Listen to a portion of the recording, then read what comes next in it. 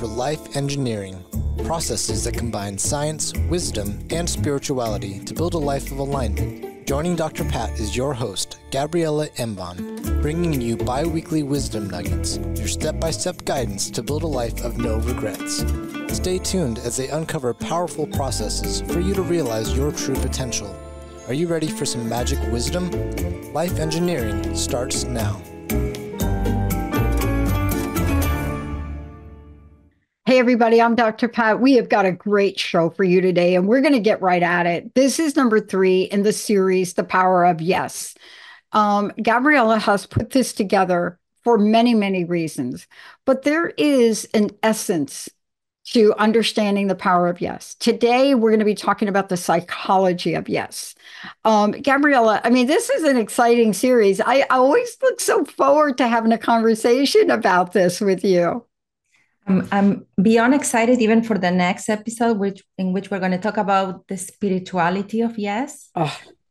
I held myself from just going into it today because we have planned this. But yes, I'm really enjoying this new series that we're doing. Absolutely. And, you know, I was thinking about what makes us say yes. I mean, everybody has certain areas in their lives that they find it easy to say yes to, and then other aspects that we tend to be more in avoidance or more protective mode, if we might call it. Some areas our heart is super open, other areas our heart tends to be more closed. Do you agree? I agree. And, you know, when I look back at my life, I think about how I've evolved in this, right? Because the things that were really hard for me when I was younger, now I get hungry for, right? And I think that's part of the power of yes, is it really teaches us some things, but it also liberates us in so many ways. Don't you think? Absolutely. Absolutely. So I'm curious, which areas of your life you find that you're bolder, or it's easier for you to say yes to? Now, you mean now? Love, love, love. Mm-hmm. Because, you know, if you grew up the way I grew up, it's like love.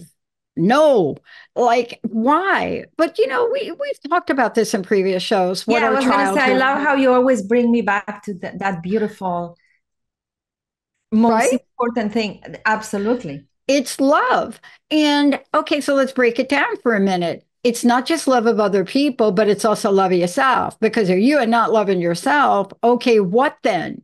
You know, do you even know what love is? And so this is, to me, the lesson I learned. And thank goodness I've learned it in this lifetime. I didn't know that I would. I didn't know that I'd learn how to open my heart, but I did. Wow. So saying yes to opening your heart. I love that. Yes. Yeah. You know, I reflected on this question because it is one thing we can say is that fears can take us, away from being that open and bold and having that courage. I mean, the fears are valid, right? The fear of the unknown, the fear of failure, of being judged, rejected, even fear of success is a form of unknown, right? Especially if success is unknown, we'll be afraid of it, right? But you will say, okay, because of my fears, I will probably only say yes to whatever is within my comfort zone and no to what's on the other side of the fence. So I actually needed to get to the bottom of this. And I said, it cannot be that simplistic, right? I want to understand, why do I say yes to certain opportunities and I retract on others? So I reflected on that. And it made me realize that I say yes to new opportunities, even if they are unknown. So it's almost like the fear of the unknown is not a block for me. I say yes to new opportunities of creating more, as long as they don't change the way I already operate. So let me clarify. I'm happy to creating more, even if I don't know how. I always go with, I'll say yes, and then I'll figure it out. But I'm very quick to say no when suggestions come about me doing things differently that I've done, when there's no reason. Why would I change when it's working, right? I'll give you an example so I make myself more clear. Way before the pandemic, before we could even think about, nobody was prepared for that. My husband has suggested that I start teaching online. And at that time, the academy was operating only in person with local people. And the courses were full. And I was having a blast hugging everybody. And, hosting, because the academy had a big kitchen and a boardroom. So it was a whole experience. And I brought a clear no, I'm not teaching online. Why would I shake the boat? This is working for me. Don't try to change me the way I operate if it's working. So if it was about teaching a new class or doing anything new, even if it's about a topic I'm not familiar with, I'll learn it. As long as I still operate within my vibrational state, within what I already know, and that works. Does it make sense?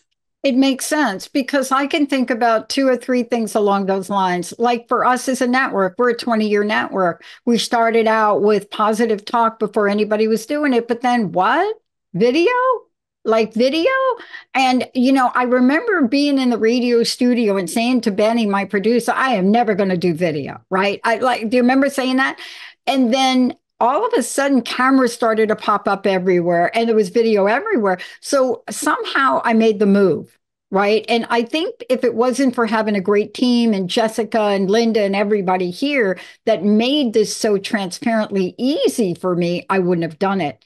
But the kind of same thing, but you talked about before the pandemic, and let's just talk about some of the decisions we make and why we make them. I remember in 2019, that was before the pandemic, right? I remember a superb opportunity came up that I said no to originally. And I don't know what happened I do know what happened to get me from no to yes, but it was an invitation to be in a music video with John Legend. And you say no to that. Holy cow. Why do you think that happens, Gabriela? Well, we'll talk more about that. What makes us say yes to certain opportunities and no to others? We'll get more clear. I totally understand when you said video, no way. I think it sounds funny, but I get scared of technology, of change. Again, change, not of the end result, of the way I do things. I get too attached, interesting, not to the results. I get very attached to the path, to the way. Once I learn it, I don't want to change it. So I get scared of technology, change, AI. When everything started out, oh my God, so scared. I remember when the internet came and became a big thing. I was in university at that time. And the idea of asking a question, Googling a question, or surfing to find answers, it felt horrendous to me. Just open an encyclopedia. Why would I ask? For me was, why would I ask the internet when I cannot validate that this is true? And I have different answers, and now I need to filter among all this information. I was so resistant to that. Of course, today we can see our lives without it, right? But so I think that every time there is such a change, for me, that is difficult. And that's the question, as you ask, is why, right? So why did I refuse from teaching online? Why did you refuse being on that video?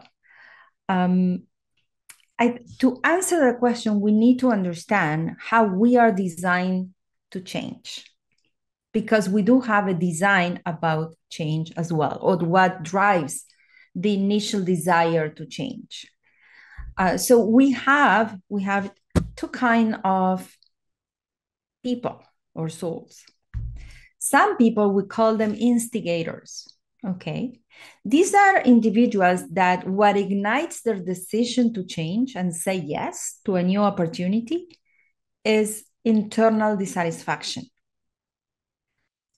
That is usually invisible for others, right? It's internal. So others are not seeing, why would I be dissatisfied? Therefore, they might not understand my desire for change. Well, what's wrong with you? Why do you want to change this? Why do you want to change your job? It pays well, you're happy, right? When nothing is obvious on the outside, then people are questioning. What, are you always dissatisfied? Why do you need to change or move or want more?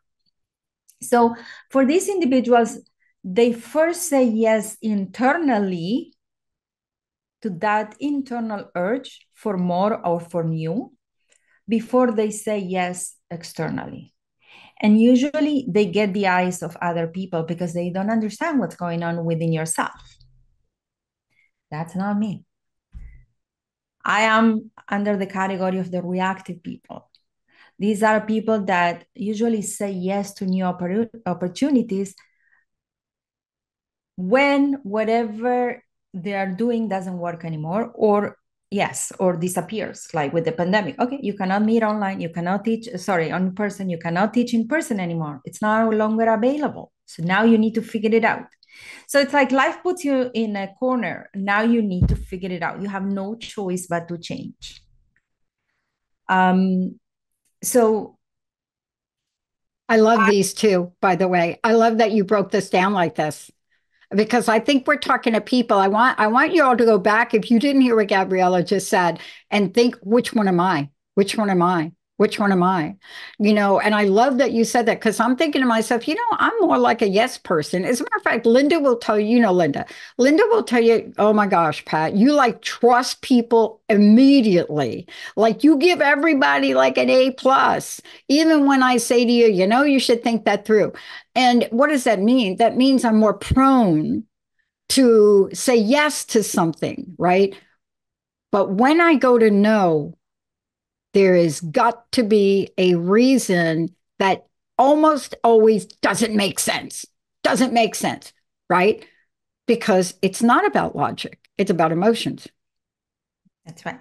And let's just clarify that between the instigators and the reactive people, it's of course a spectrum. So yes, it's not is. one or the other. We can even be in the middle and embody both ways, right?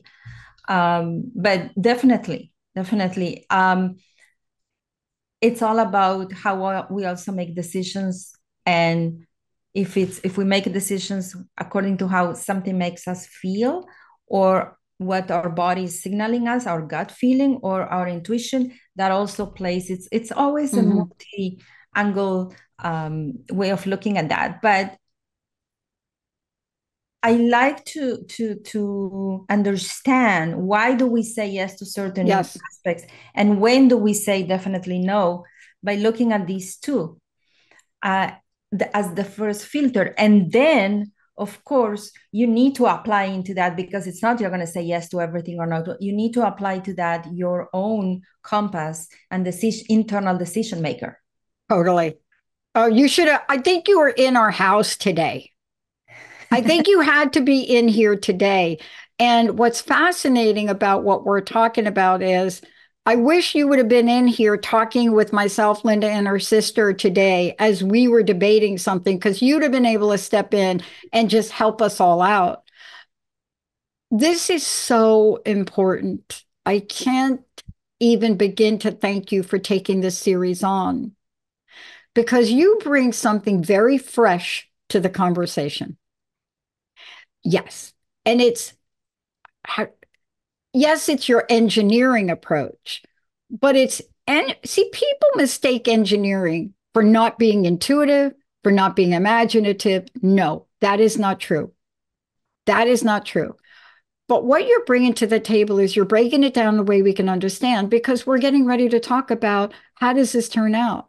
How did you make those decisions? And by the way, what does mindset have to do with anything? Because it's got to be part of the conversation. I'll tell you, what the hardest part is for me right now? I'm already at next week, because I know who I am today and how I make decisions, but I haven't always been like that.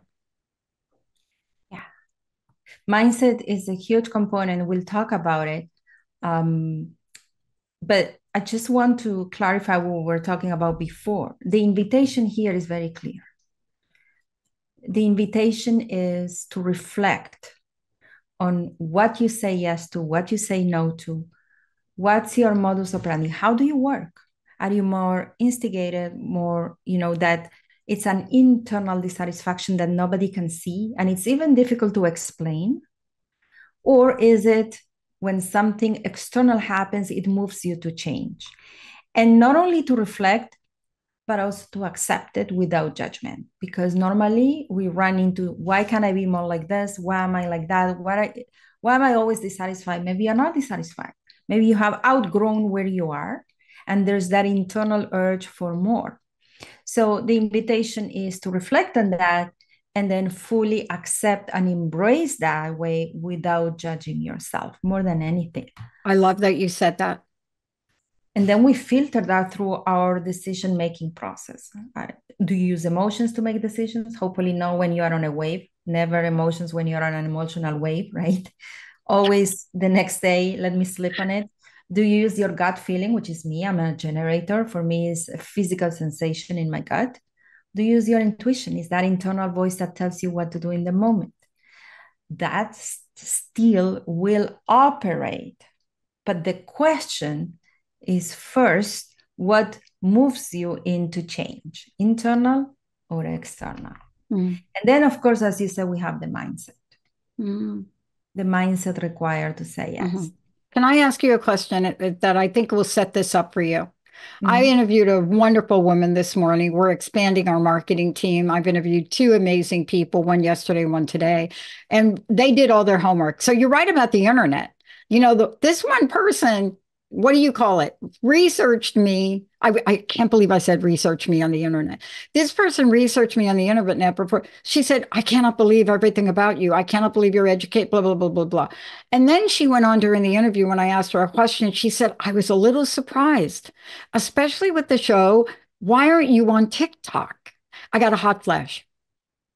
Why? Are you not on TikTok? Why are you not on TikTok? And I had this moment. But her question stayed with me because now doing this show with you, why are we not on TikTok? Why isn't at least the psychic and the doc on TikTok? And I'm going to reserve the answer to that question until you're done walking us through, because it's not logical. Okay. It's not. Why did I say no to being with John Legend? On the John Legend, I did go, and it was amazing. I'm like in this video, right?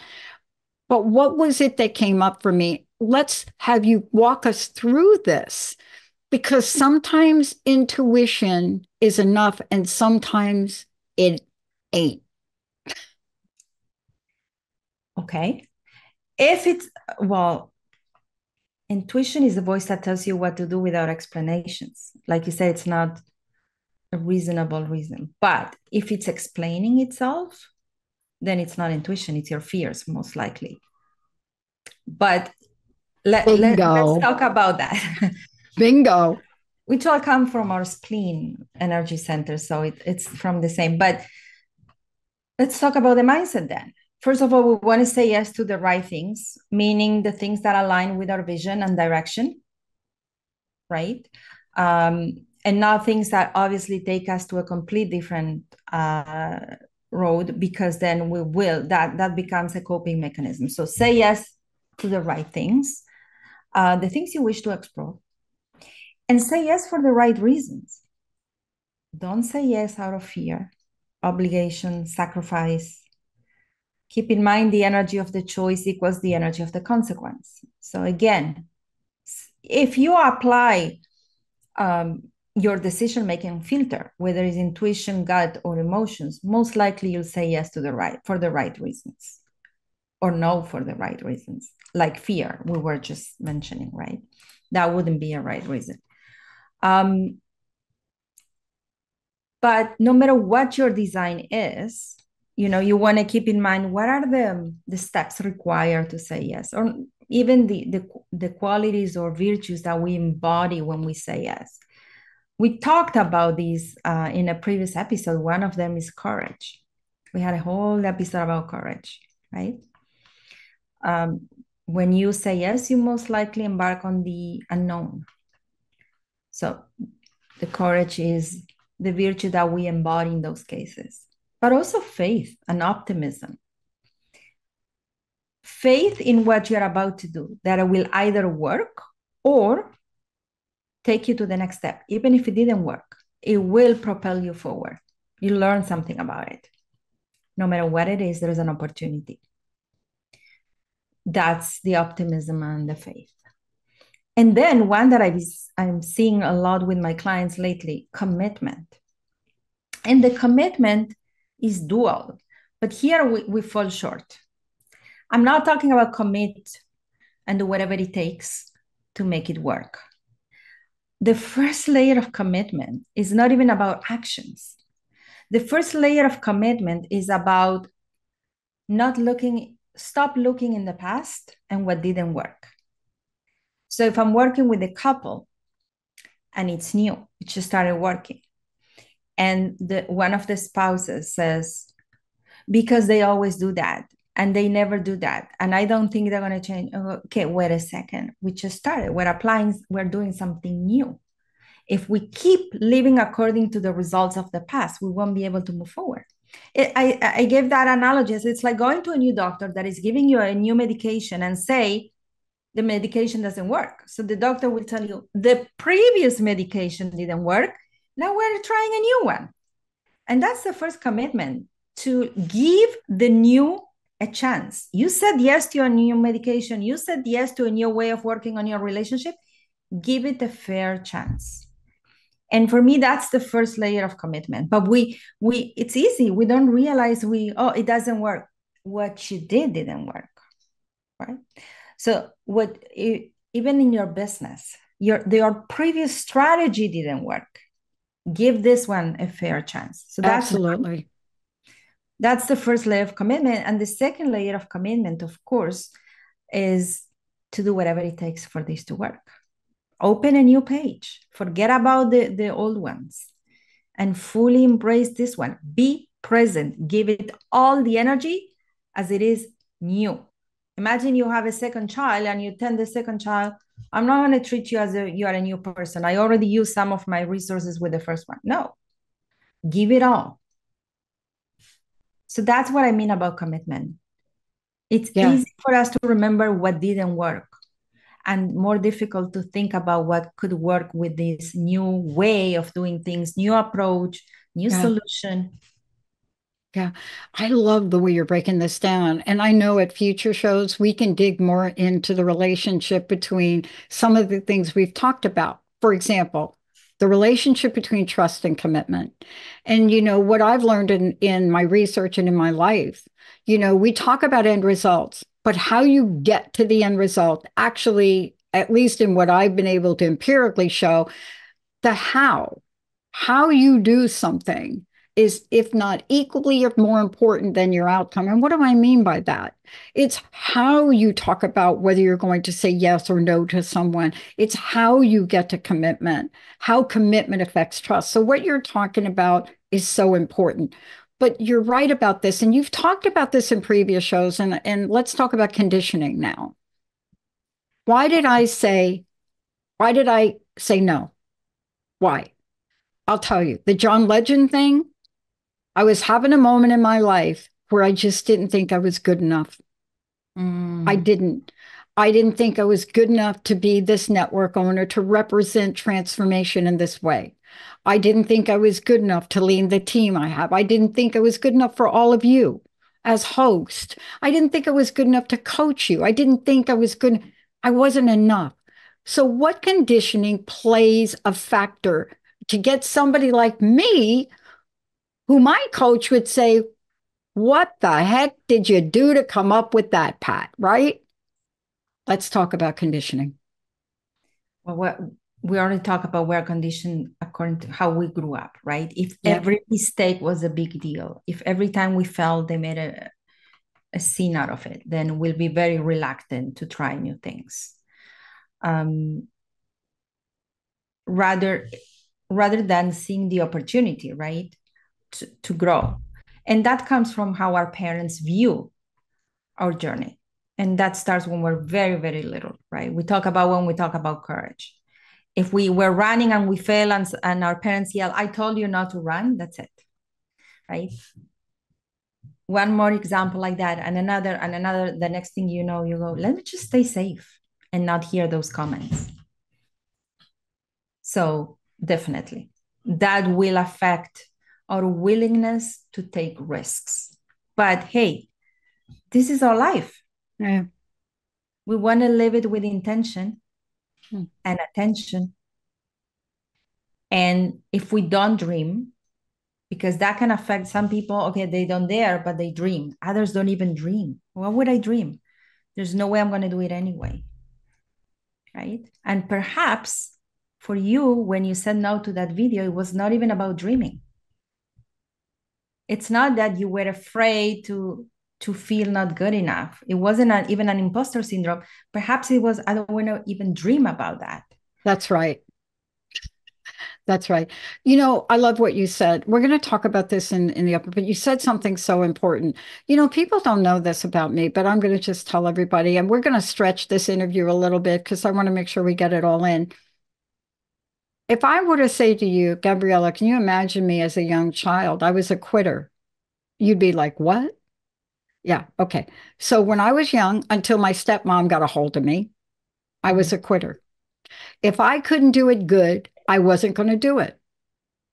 How did I learn? I got to tell you, I don't have time for the whole story, but I will tell you this. We got these pogo sticks one year and I couldn't do it. And my sisters could. And I just threw it under the curb, almost down the sewer in the Bronx. And my stepmom watched me do that and would not let me in the house, not for dinner, not when it got dark, until she watched me do it. Wow. So what did that teach me about perseverance, right? You see, I think that's kind of a good conditioning in a sense, because I was a quitter. I would have taken that pogo stick and I would have thrown that thing and never thought about it again. And she's like, oh, no, honey, you're not doing that. What do you think?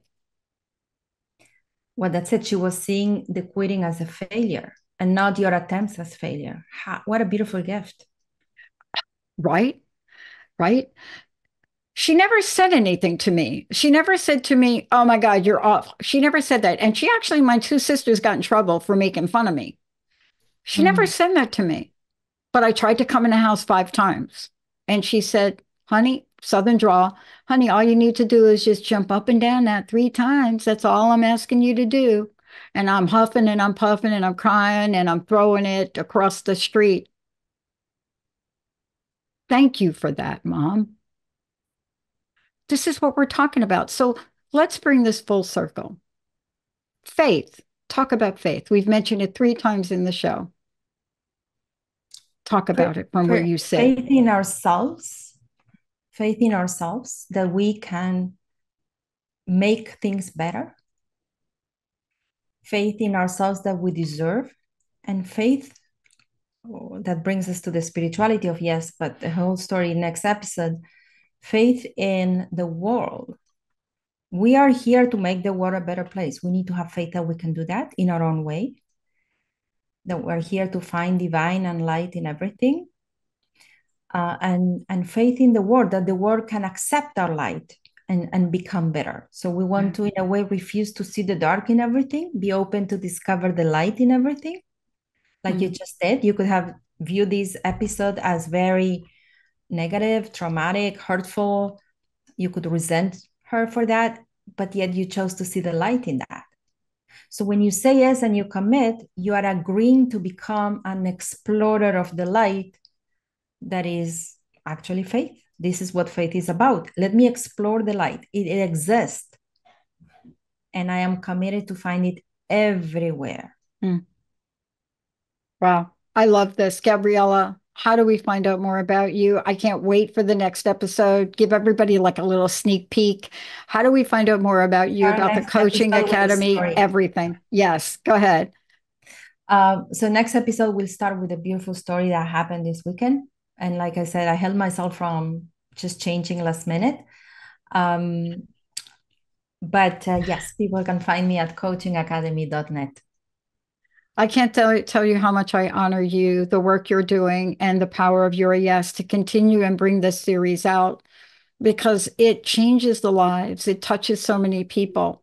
And it also reminds me that underneath all of the things that I think are dark, that I think are ugly, that I think I can't, underneath all of that is the power of yes. Thank you, Gabriela, for everything you do. Thank you, Dr. Pat. And remember the words you just said, the last words. We're going to start with a beautiful story on that next episode. I love it. Thank you all for tuning us in, turning us on. Please, if you've missed the other episodes, please go back and watch them. You know, I'm hoping when all of this is done, we can take the whole compilation for Gabriela and put this into a very, very powerful, powerful series for all of you. But for now, remember, this is your destiny. We'll see you next time. You have been listening to Life Engineering, processes that combine science, wisdom, and spirituality to create a life of alignment on TransformationTalkRadio.com. Join host Gabriela Embon and Dr. Pat every first and third Tuesday at 11 a.m. Pacific for bi-weekly wisdom nuggets on how to create your perfect synergy between your mind, body, and spirit in order to realize your true potential. For more information, visit Gabriela at coachingacademy.net.